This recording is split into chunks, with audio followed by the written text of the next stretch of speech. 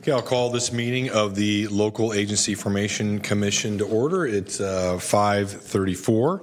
Ask our clerk to please call the roll to establish a quorum. Commissioner Frost?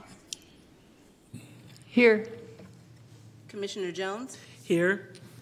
Commissioner Little? Here. Commissioner Walton? Here. And Chair Desmond? Here. You have a quorum. Okay, Madam Clerk. Oh, I'm sorry. How about Commissioner Jones? Please lead us in the Pledge of Allegiance. My pleasure.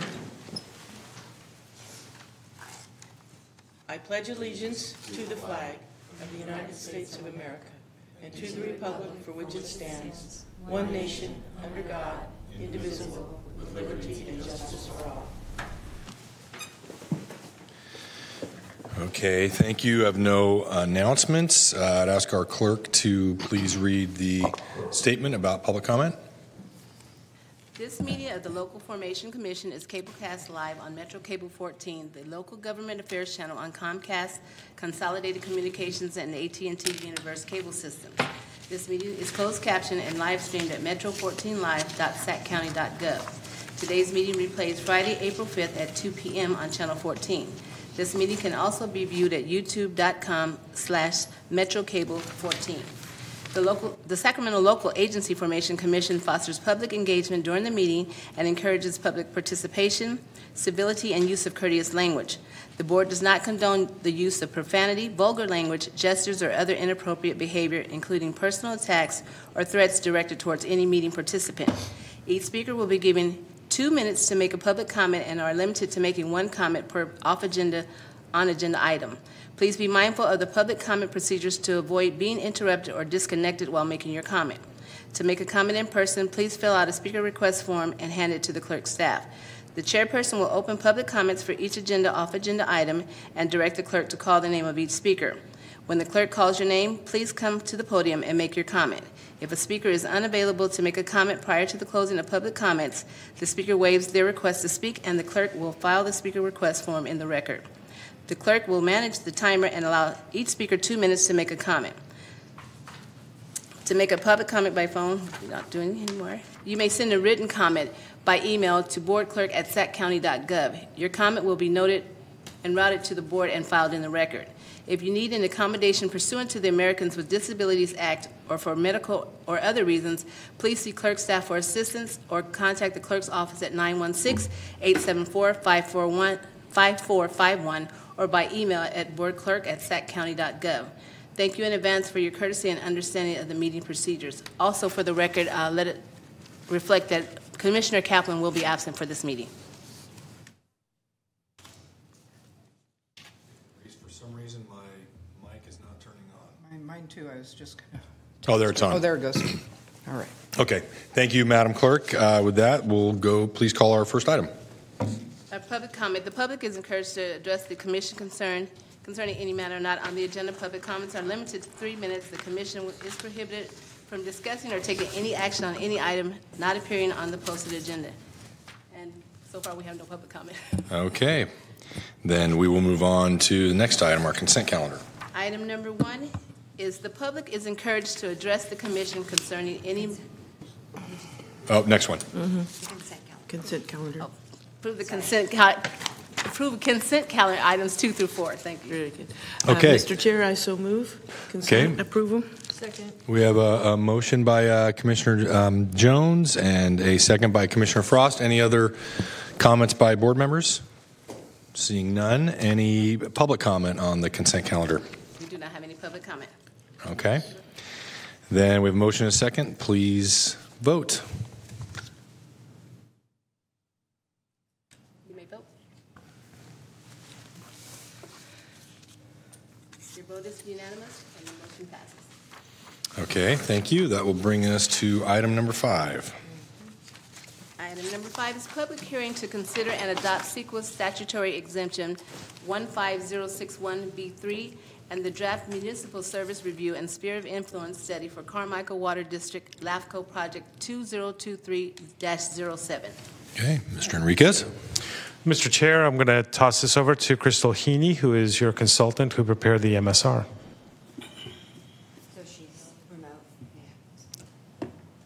Go ahead, Crystal.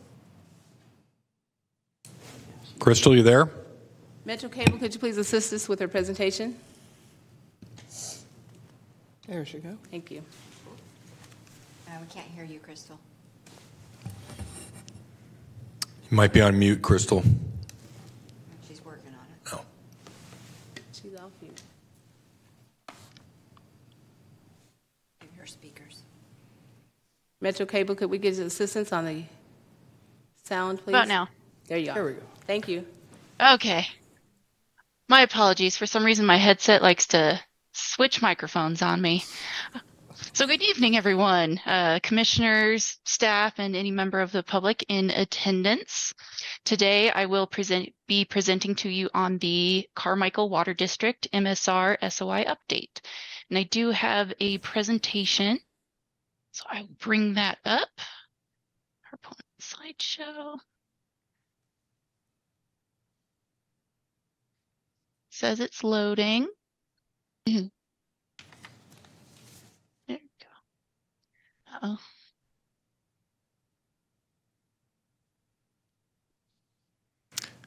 The presentation's up on our end, Crystal. We can see it, Crystal.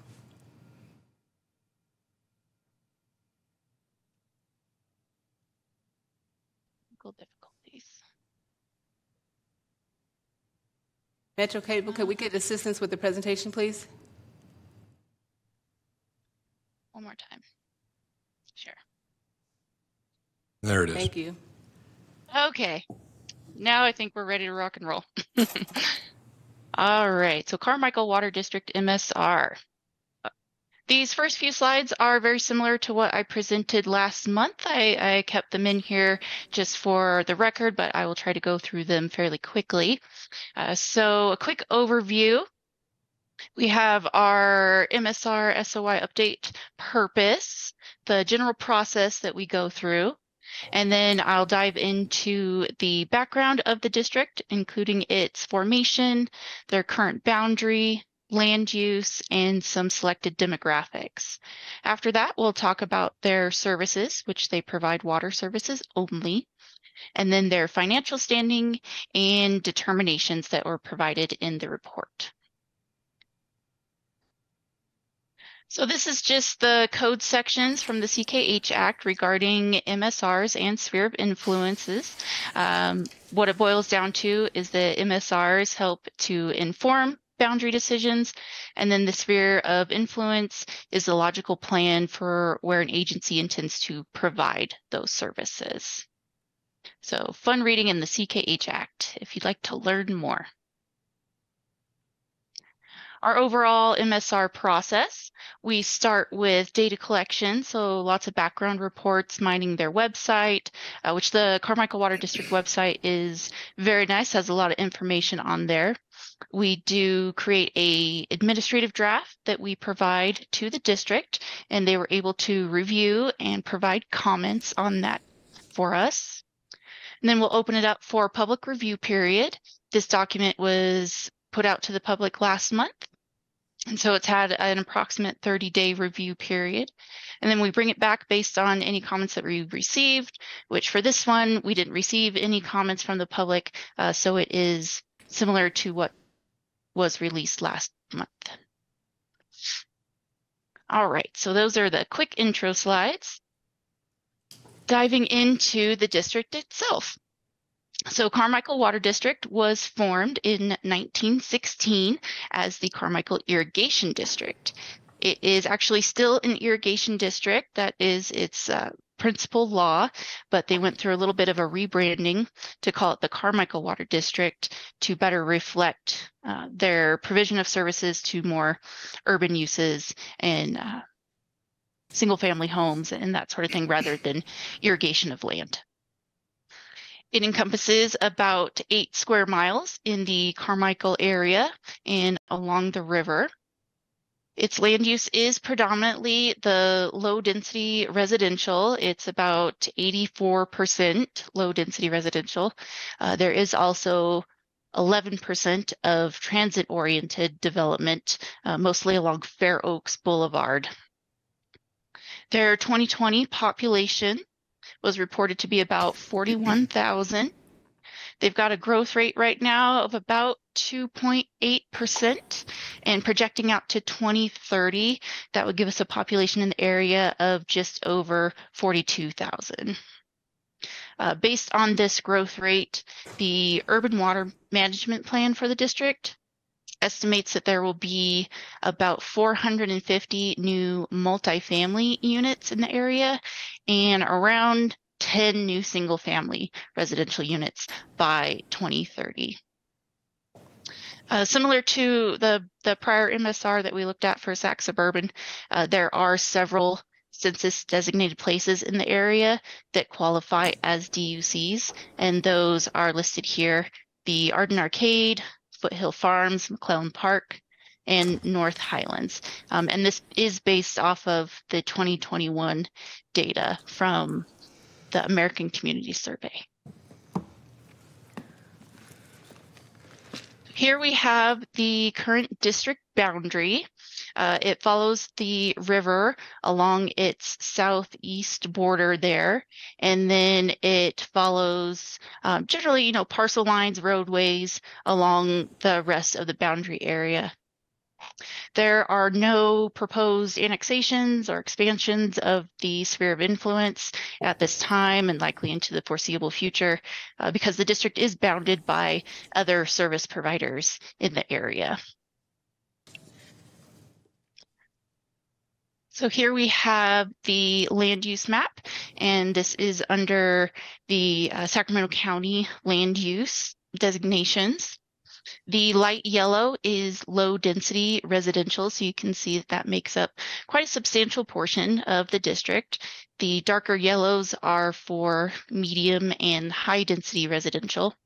And then we have this nice lavender purplish color here in the middle, and that represents your transit-oriented development. The district does also include the Ansel Hoffman Park and Golf Course along the American River, which is that green and blue portion there that represents natural preserve and recreation. Moving on into their water services. So Carmichael Water District primarily uses water from the American River. The water is collected through the Rainy collectors, and they have 3 different water rights totaling 32,600 acre-feet per year. This water is transported to their regional treatment plant that has a maximum capacity of 22.4 million gallons per day.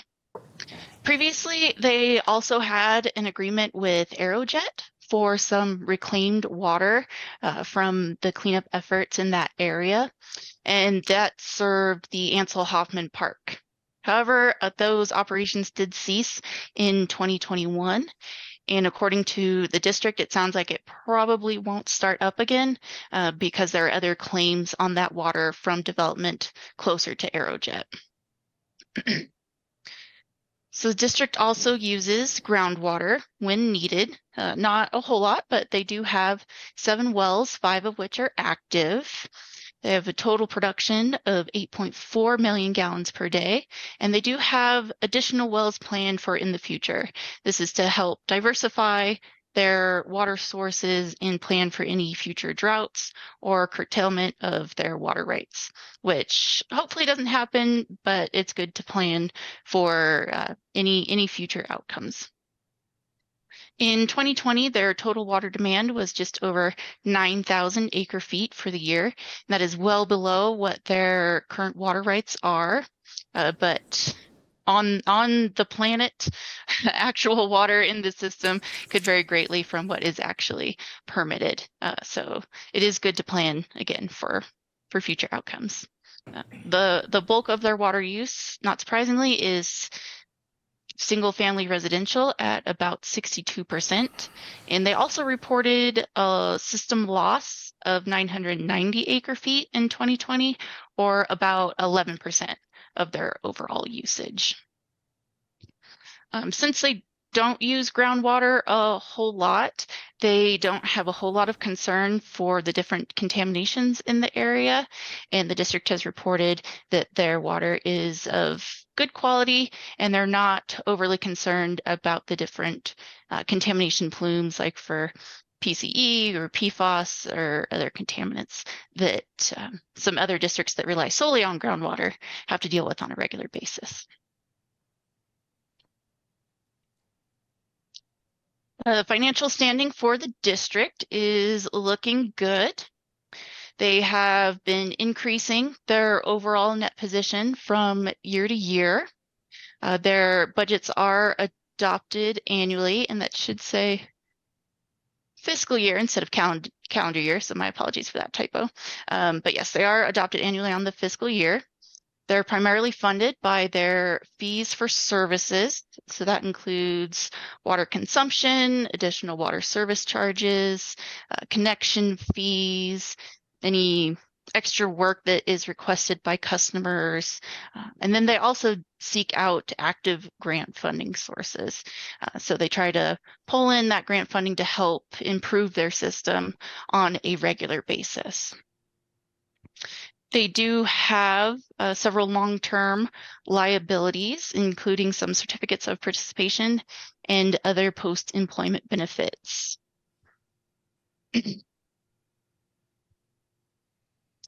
So here is a table showing their assets and liabilities over time. Their liabilities have decreased over the last 3 fiscal years, which is good to see. And they've also been able to increase their assets by $24.5 million over the last 5 fiscal years. And then their overall net position has increased $12.2 million over the last 5 fiscal years that we looked at, including the 4.2 that is seen here for fiscal year 21-22. So overall, we've been able to find that they have good financial health and their provision of services is going well. So the MSR determinations include multiple regarding population, DUCs, and all the good stuff as outlined in the CKH Act, along with the SOI determinations. And that is what I have for you this evening. And I am open to any questions that you might have. Okay, thank you, Crystal. I'll bring it back to the board to see, or the commission, to see if there's any questions. Excuse me, Mr. Chair. I'll let the record reflect that Commissioner Carter has arrived. Thank you. Yes, thank you for joining us, Commissioner Carter. Mr. Chair, before we get to your questions, just wanted to add that the Carmichael Water District has voted, the board has voted to suspend their discussions with consolidation with Sac Suburban. It was a very contentious meeting about a week and a half ago, and in which the public was very much against the idea of reorganizing with Sac Suburban, and so the board voted at that point 4-1 to suspend discussions. So, as far as we know, they're currently suspended, and there hasn't been any. I don't believe there's going to be any short-term movement towards resuming those talks. Okay, well, thank you, Jose. I appreciate that, and that's something I'm very much interested in because both Sac Suburban and Carmichael are both within my supervisory district in unincorporated Sacramento County. Was there any kind of a common theme, or was it just more of the standard opposition you see to breaking apart these smaller, separately elected districts? The common theme was that the residents felt like there was no compelling reason for them to reorganize. They felt that the district was operating just fine, and they were more fearful of what would happen the day after should they reorganize. Unfortunately, my opinion was that I don't think that the board and/or the administration of Carmichael Water District really kept their constituents informed as to the benefits of reorganizing, because the theme that they kept coming back to is there's no compelling reason. Well, as you know, that's the best time to reorganize, because then that means that there's no problem. You're having a marriage of equals coming in and discussing and negotiating something that's going to work for both parties. When you have a compelling reason, it means that the water service has been shut off, that there's no water, the infrastructure is a failure, the district is having some kind of financial or administrative distress. And in that case, when those are the compelling reasons, the district that has the issues is coming in at a disadvantage in negotiations, right? It's no longer a discussion of equals. And so, unfortunately, I don't think that that the board or the administration for Carmichael Water District really, indicated to the voters that this is really more of a proactive measure, because the reality is that both districts financially were doing very well. Both districts had a very good revenue to debt ratio. There would have been there wouldn't have been any layoffs of their staffs. They would have been actually just absorbed into a larger body. The only loss really would have been in the general manager position, because instead of 2, you would have only had 1. And they were well on their way in discussing what would be the board, temporarily post merger. Where it would eventually whittle down to 5. And while the Carmichael residents were concerned about representations, given that they're, only a quarter of the size of Sac Suburban, the reality is that for you who are elected officials, who are elected by district, you pay attention to everyone within your district, and you pay attention to the district as a whole. So there's never really a loss of representation under those kind of scenarios. But again, that's really more speaking on the constituent side, from a position of the fear of the unknown.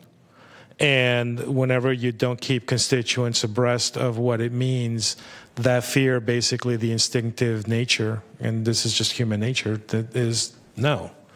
And I don't think that the constituents were misguided. I just think that they were not kept as informed as they could have been, and maybe they would have reached a different decision. But that's my thoughts. That's my observations from attending their last board meeting.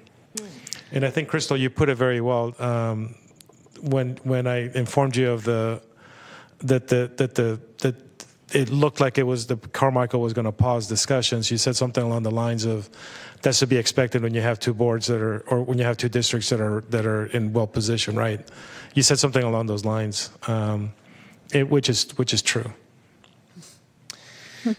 Thank you, Jose. I appreciate that. Commissioner Jones? Yes, thank you. Just a quick question for recollection. Now, Crystal, you had mentioned that theirs is mainly surface water, and isn't Sac Suburban have a significant groundwater supply as well, so that in the long term, that might be an excellent balance? That's exactly right, and this is the proactivity side that I alluded to. That if the constituents have been informed, when you have dry years, you pump more water out of the ground, and when you have wet years, you use the surface water, and this is where it would have been a really good complementary reorganization, where the reality is that in wet years they could have used the Carmichael surface water, and in dry years they could have used the Sac Suburban water, and it would have worked for both constituents very well, because at that point it just secures that they have a really good water supply. And in addition, the state is really clamping down on place of use, and they're really clamping down on the use it or lose it kind of rules for water. And well, Carmichael has more water than they have constituents. And so they very much run the risk of the state coming back and saying, well, you're only using 60% of your water allocation, so we're going to cut 40% out of it because we need to send it somewhere else. And had they expanded the place of use to include Sac Suburban, they would have retained those water rights. But those are things that people were not informed about, what the potential benefit is of the reorganization. Thank you, Commissioner Jones. I appreciate all these comments. And I also appreciate you bringing up that this is a good time to talk about consolidation when the districts are in good shape, as opposed to a district being in distress, which is kind of a preview of a future discussion we will be having here at LAFCO. But I just think, just in my District 3, Sacramento County, I think there are 9 different water districts, and I understand the conditions that existed when these independent districts were created. I get that, but this environment of just fragmentation, I think it's taking kind of that local control thing too far, and I think there should be more consolidation among some of these special districts in unincorporated Sacramento County. I think you'd see some economies of scale. You'd see some benefits that you just described. And to have this fragmentation makes everything, I think, more challenging, makes it more confusing for the ratepayers, for local government, certainly for people who are interested in investing in these communities. I think it's a deterrent at times for us to try to get more, infill housing development, because it's so complex at times. So it's unfortunate that did they say they're just pausing it for now, or it was pretty definitive that they're not? It's pretty definitive that they're not. So I'm going to have some conversations with board, and back to the general manager for Carmichael Water District, because I do think that had people realized the benefits, they may still tell the board to proceed with caution and not rush into anything. But I think that the tide could be turned if people just really understood that they stood more to gain from the reorganization than they did with losing. And to your point about fragmentation, while we have a very robust water forum here, the reality is that the fragmented water situation in Sacramento County puts us really at a bad disadvantage comparison to some of the bigger players down south, such as the Met. They like the fragmentation because it prevents people from being able to speak with one voice. Divide and conquer. Correct. Yeah, it's easier too. Okay. A couple other commissioners have queued up here. Commissioner Carter. Yeah, and it's one of those where there's a couple different ways to come about with consolidation, right? You want to come at a place where it is mutually beneficial, because when you're forced into it, you don't always make the best decisions because you're forced into it, because it's kind of the path of least resistance sometimes, right? So it's one of those where it really, if you can do it in a beneficial way, it behooves everybody. It behooves the constituents, the resources, all of that. I mean, I'm all for maintaining special districts and the integrity of special districts. But when it makes sense to consolidate, because that's the benefit of the constituents, that's the benefit of the boards, all of that, there's a process to do so. They're fortunate they're both kind of in a very healthy state, because there's other special districts within their close vicinity that aren't, and they're not that far away. You're never that far away from where that could be, and you can kind of swing back on that pendulum. So I do hope that we can look at and continue the talks, if only just so that they're aware of all the options, and whether they still make that decision. The constituents are in full right to make that decision, but at least they're aware of all of the options, and being able to do that. So, and it is scary. Change is scary. All of that's, different. You feel like you're going to lose your autonomy. So I think I think maybe if it could be framed differently or in a different way, that maybe could help. Okay. Thank you, Commissioner Carter. Commissioner Walton. Did you say Walton? Yes. Yeah. Oh, yeah. So as far as the argument from the people, other than maintaining their autonomy, were there any reasons to not go along with this? Yeah, the biggest thing that came back over and over again was that they didn't find a compelling reason. Everything was fine. Everything was working perfectly. Constituents were very happy with their customer service. And there's nothing to say that had they reorganized into a larger district, any of that would have changed. But I think, again, it kind of operates from... I think all that sentiment really came down from people just didn't know what this was about, and the board was not very good at being able to verbalize exactly what were the reasons to do this. And again, the people's natural instinct when they don't understand what their government is up to is to say no. Yeah, right. And by all rights, I'm not to diminish any of the sentiments of the constituents, because I thought, given from where they were coming from, it was perfectly natural response. Where I think things could have improved really would have been with the communication that the board had, because frankly, people just didn't know. And yeah, they did have several open houses and that sort of thing, but information was not shared. They tended to be more of let people come in here and state their opinion without the board members actually saying, this is why we should proceed, or this is what, our reasons behind this. And again, allow people to kind of process it and digest the information.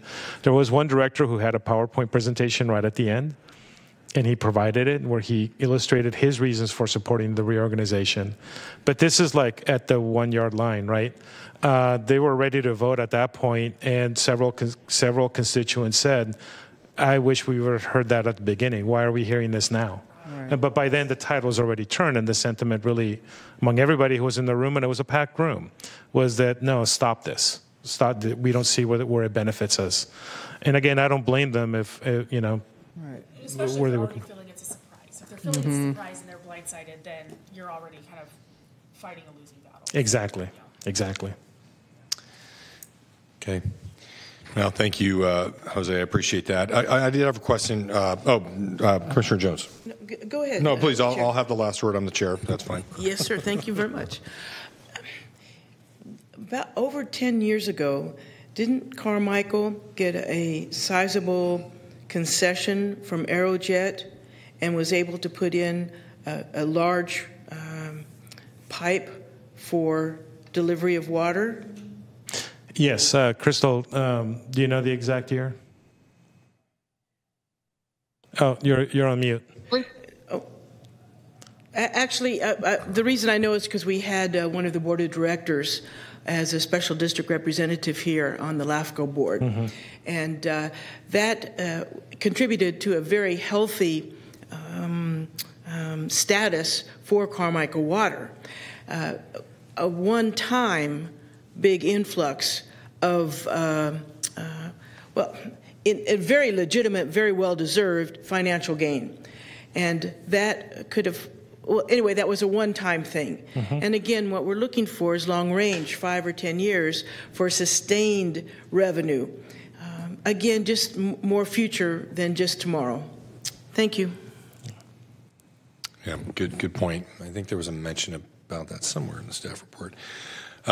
So, Crystal, I just had a question for you. The 11% system loss, is that typical for a district this size? Okay, I'm hoping you can hear me. Yeah. Yes, cool. It's not uncommon. There are some districts that I've reviewed that have up to like a 30% loss, which is really bad. So it's not uncommon. And what accounts for that system loss? Can you just excuse my ignorance, just to describe what that is? It could be any number of things, from minor leaks in the system to out-of-date meters that are not recording correctly. And some agencies have retention ponds for their water. That's more in rural areas, and so they just get evaporation from there. And then some of it, I believe, is discharge water from back-flushing treatment systems. Okay. Oh, thank you. I appreciate that. Appreciate the discussion, too. Good discussion among the commission. That's a really good point. I hadn't thought about the point you made, Jose, about how, these really large water agencies, Southern California, they like to have this fragmented landscape up here in Northern California. That's an interesting point. Okay, I don't see any public comment, obviously. So I will bring it back to the board for a motion. Move approval. Second. Okay, we have a first by Commissioner Frost, second by Commissioner Jones. Please vote. You may vote. The motion passes and the vote is unanimous. Okay, thank you. And Crystal, thank you for your work and staff for your work. I know that's a lot of work goes into preparing these documents and checking them, and so I definitely appreciate that. We'll move on to item 6. Item 6 is public hearing to consider and approve the final budget for the fiscal year 2024-25. Mr. Chair and Commissioners, I can't toss this to anyone else. This is mine. So before you is the approval of the final budget. This is essentially the same budget that you saw last month when it was just a proposed budget. It looks for a budget for 24-25 of $1.1 million, which is about 5% increase over the current year. Essentially, it will fund all of the Commission's priorities for next year, up to and including being able to outsource at least one MSR. I can't disclose which MSR it is because the district has not been notified yet, but I am working on the RFP for it, so that way we can hit the ground running starting July 1st. It also funds your staff of 3, and in addition to clerk support from the board clerk of the board and council. So nothing new here other than just that you have natural increases based upon changes in cost of living. We're doing the best job that we can with predicting what the salaries are going to be for all staff, since you don't necessarily have control over that. But we have a really good number, and pretty much it's about 645,000 for three staff members, and like I said, there are no surprises here. Other than essentially we're looking at agency contributions going up by 5% to $800,000. We'll be using some of the fund balance from the current year, and we're also kind of predicting stable project revenue in the coming year. And with that, I'd be happy to answer any questions. We did notify all of the funding agencies last month, and we have not heard anything from anyone. Okay, thank you. I think we heard a comment from the representative from the city of Sacramento at the last meeting, if I'm not mistaken, and she's not here. But any comments from commissioners? Okay, I don't see any. No public comment, I'm assuming, Madam Clerk. Okay, then I'll bring it back to the board for a motion to approve the final budget. So moved. Second. Okay, we have a first by Commissioner Carter, second by Commissioner Little. Please vote. You may vote. The motion passes and the vote is unanimous. Okay, thank you. Take us to item 7. Item 7 is approved non-substantive legal updates, edits, and corrections to the Commission's policies, standards, and procedures for LAFCO. Mr. Chair, this one I do get the chance to toss over to someone. That'll be your policy analyst, Christy Grabo. Just wanted to state that she and council took the lead on this particular project, which was long overdue. Agreed. Thank you. Good evening, Commissioners. This item, as mentioned, is for the revisions submitted for your review of the policies, procedures, and policies, standards, and procedures, or the PSP document for LAFCO. This document is utilized to help guide applicants, the general public, LAFCO staff, commission, through the complex LAFCO process.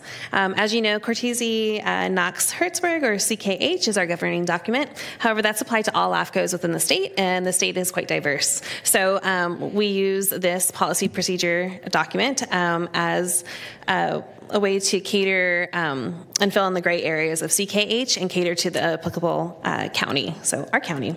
The original PSP document was first adopted in 1990.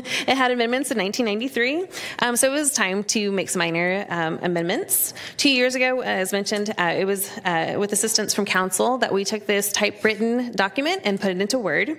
Then it was updated. We updated the government code references, LAFCO forms, and policies, and a number of grammatical errors or typos. The biggest edits were removing references to the master service element and replacing it with the municipal service reviews. And we also inputted the 2 new policies that were recently approved by the Commission, the MSR communications and the out-of-service agreement. And lastly, staff coordinated with our on-call consultant, which is Environmental Planning Partners, or EPP, to update any reference and documents or forms referring to California Environmental Quality Act, or CEQA. With all that, staff needs the commission to approve the minor legal updates and edits and corrections with the Appendix H, and direct staff to review Appendices E, I, J, and L, and return to the commission with any recommended updates and or amendments. And that concludes my presentation. Okay, thank you, Christy.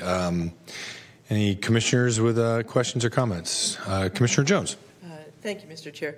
I wanted to acknowledge and thank staff members for going through this humongous page. How many? 400 pages of review? I think it was only 143 pages. Yeah, the red line had 191 pages at the end of it. You have most of this committed memory. I added them. Yes. And it's a little corny, but see, they ran out of the alphabet. That's how many amendments they went through. So thank you all very, very much for this attention to detail, because if these details aren't squared away, again, looking to the future, it'll just come back to bite us. So thank you very much for putting our future and future decisions and discussions on a good stead. Thank you. Mr. Chair, I do have one small change that I'm hoping you approve as part of your motion, and that has to do with oh,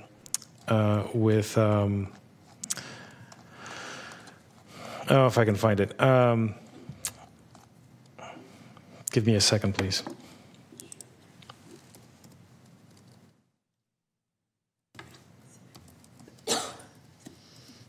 I see council is looking as well. Yeah, council is the one who brought 41. Thank you.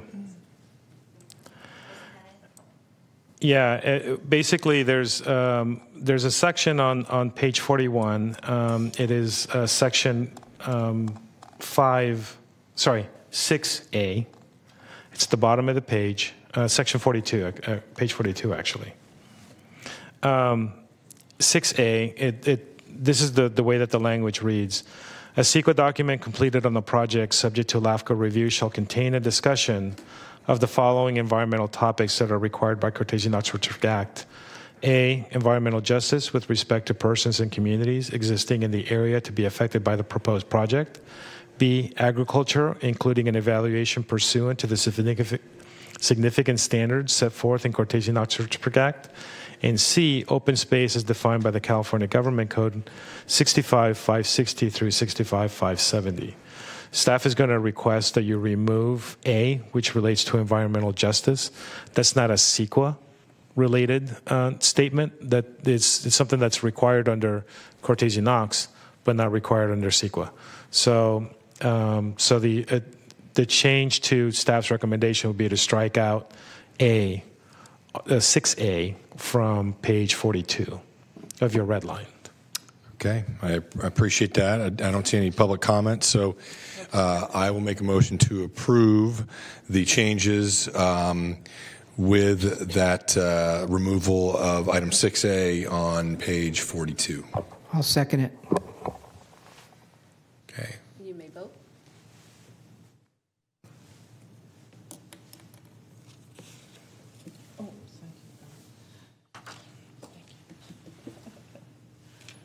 The motion passes and your vote is unanimous. Okay, thank you very much. That'll take us to our executive officer and council comments. Council, did you have? I'll just say thank you for the policy updates. I'm going to say Sacramento LAFCO was ahead of its time in requiring municipal service reviews before it was required by Cortese-Knox. And I wasn't around then in the legal field, but I think you were the model that became state law. So, and we have been attacked over the years that we didn't have updated policies, and our response was, no, we had policies before Cortese-Knox required us to have the policies. So just want to comment and thank you for the update and that, and glad to work with Jose to get the update in place. All right, thank you. Jose? I wanted to thank council and staff for working on this. This is was a much complex project than it looks. This is the clean version.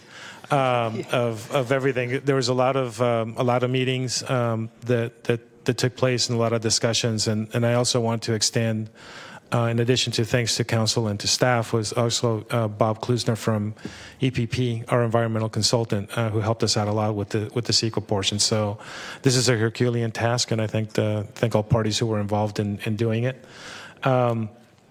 The other thing that I wanted to add was that the next meeting, there's going to be a really important matter that's going to come to the agenda. I'm not at liberty to say at the moment. So if you are unable to be here, please let me know so that I can contact your alternate to ensure that we have a full commission for the May meeting.